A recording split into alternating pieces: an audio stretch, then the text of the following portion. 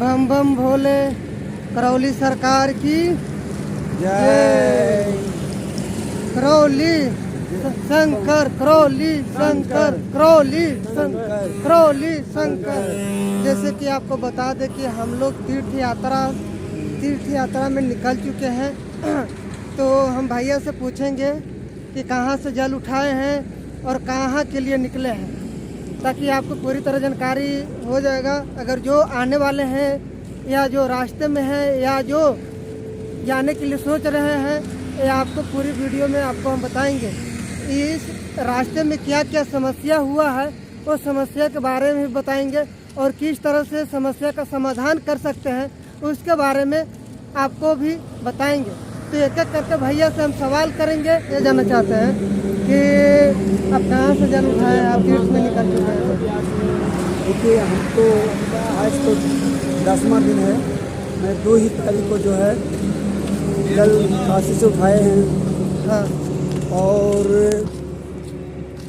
काशी होते हुए हमने प्रयागराज संगम गए, और संगम होते हुए उसके बाद तपोवन, जहाँ सीता और राम का जो है वहाँ जो अंगिरा ऋषि का जो आश्रम है, वहाँ तक हम लोग उनके देखे और उनका दर्शन करते हुए फिर कौशाम्बी जिला, जहाँ भगवान बुद्ध का जन्मस्थान माना जाता है। लेकिन लोग तो कहते हैं कि नेपाल की लुम्बिनी वन में भगवान गौतम बुद्ध का जन्म हुआ था। लेकिन कौशाम्बी जिला उत्तर प्रदेश पता है, जहाँ एक बहुत उनका भी एक जन्म का स्थान माना गया है। तो सच्चाई क्या है कि हम कह नहीं सकते हैं, लेकिन मैंने बोर्ड में पढ़ा और उनका आश्रम भी मैंने देखा। तो बात रह गई कि अब उसी तरह से कौशाम्बी जिला समाप्त होते हुए मैंने फतेहपुर सीकरी, जिसको इतिहास में दिखाया गया है, पढ़े हैं। उसके बाद मैं एक कानपुर जिला घूमने वाला हूँ। अब मात्र यहाँ से धाम की दूरी है 60 किलोमीटर। 6 बज चुका है। आज मेरा 10वां दिन है, और कल 11वां दिन तक मैंने आश्रम के लिए, कलौली धाम के लिए मैं जल शंकर वहाँ पहुँचाऊँगा।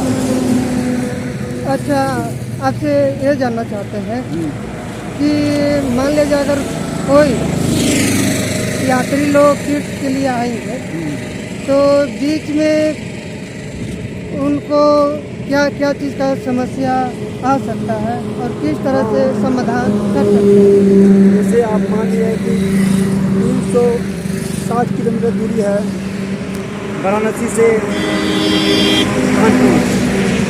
तो लोग जो है 30 किलोमीटर, कोई 25 किलोमीटर, कोई 40 किलोमीटर पर यात्रा जाते हैं। तो शुरू दिन तो 1-2 दिन परेशानी होती है, लेकिन धीरे धीरे जो है दर्द ठीक हो जाता है। माता कामाख्या के आशीर्वाद से, गुरु बाबा राधारमण के आशीर्वाद से धीरे धीरे दर्द ठीक हो जाता है और महसूस नहीं हो पाता है। और भगवान का सच्चे दिल से जो नाम लेते हैं, सच्चे दिल से हृदय में उनका स्मरण करते हैं, तो सब दुख हर लेते हैं। ठीक है। तो अगर बीच में अगर रात हो जाते हैं तो रात में लोग कहाँ ठहरेंगे? रात में ठहरने के लिए तो पैसा नहीं लेता है, लेकिन खाने में जो है ढाबा है, ढाबा में हम लोग भोजन करते हैं।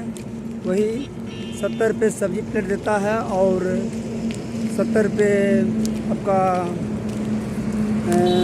जो है चावल प्लेट है, और उसके बाद और 6 रोटी है। हम लोग उसे खा करके अपना जो भरपूर भोजन कर लेते हैं। और वही 100 रुपये, 150 रुपया मिलता है। कितने किलोमीटर की दूरी तक यह होटल है? ये तो किसी को मिल जाता है 3 किलोमीटर पर, किसी 5 किलोमीटर पर से कहाँ नहीं जा सकता है। अच्छा, मान लिया जाए कहीं कहीं ऐसा भी होता है कि 5 किलोमीटर के अंतराल पर या 3 किलोमीटर के अंतराल पर होटल मिलता है, और कहीं कहीं 15 किलोमीटर 20 किलोमीटर की गैप होता है, तो उस वैसे अवस्था में कहाँ रुकेंगे? वैसे अवस्था में आप देख लें, आप सड़क से गोल से पता करें कि मेरा रोड पे कहाँ दिक्कत है, कहाँ वहाँ ढाबा है या नहीं है, खाने पीने की व्यवस्था है कि नहीं। इसके लिए आपने घोड़ा की व्यवस्था कर लीजिए, आपने सब्जी का व्यवस्था कर लीजिए, आपने कुछ फल का व्यवस्था कर लिए, ताकि हम जो है रास्ते में अगर कोई खाने का व्यवस्था ना हो तो अपना भोजन तुरंत खा करके चल सकते हैं। और ऐसा भी हो सकता है कि बीच रास्ते में अगर होटल ना मिले, अगर ठहरना हो तो कहाँ ठहर सकते हैं, ऐसा कुछ? तो मंदिर उंदिर कहीं है, तो मंदिर देखिए एक बढ़िया जगह मंदिर है, तो आप वहाँ ठहर सकते हैं। मंदिर है या क्या पेट्रोल पंप पर ठहर सकते हैं? हाँ, पेट्रोल पंप का अगर जगह तो हम लोग देखते हैं, पेट्रोल पंप जाते हैं तो वहाँ सोने व्यवस्था भी दिखता है, रूम भी दिखता है, लैट्रिन है, बाथरूम है, आपका नहाने पीने का हर जगह सुविधा है, कोई तरह का प्रॉब्लम नहीं है।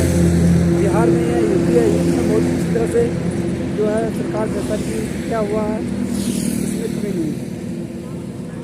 दोस्तों, आपको बता दें कि हम भी तीर्थ यात्रा में निकले हुए हैं। ये इतना सवाल जवाब कर रहे थे भैया से कि ताकि आपको भी जानकारी मिल सके। आपको बता दें कि कहीं कहीं होटल आपको 20 किलोमीटर की दूरी पर मिलेंगे, तो कहीं कहीं आपको 3 किलोमीटर पर, तो कहीं कहीं 5 किलोमीटर की दूरी। अगर मान लिया जाए आपको 20 किलोमीटर की दूरी पर अगर होटल मिलता है, तो सबसे पहले अगर आप चले हैं तो आप ये प्रयास करते जाइएगा कि हाँ कि पूछते जाइएगा कि कितने किलोमीटर की दूरी पर होटल मिलता है।